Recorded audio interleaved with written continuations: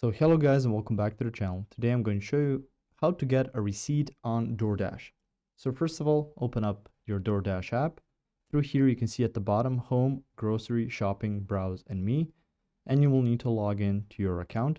Through here you can see the search in the middle and you can see your address in the top left. Now to get a receipt, I suggest you open up the me section.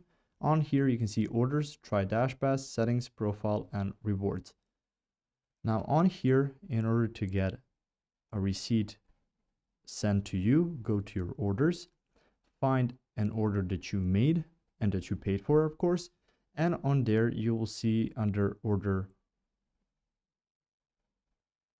information, you will see the view receipt button and you will need to click on download receipt. After that, you can attain your receipt in your email inbox, so just check on that afterwards. So it's not that complicated of a process, just follow these steps. Go to your me section, then you can go to orders. If you're using the web version, you may see orders immediately after logging in, so just click on the orders tab.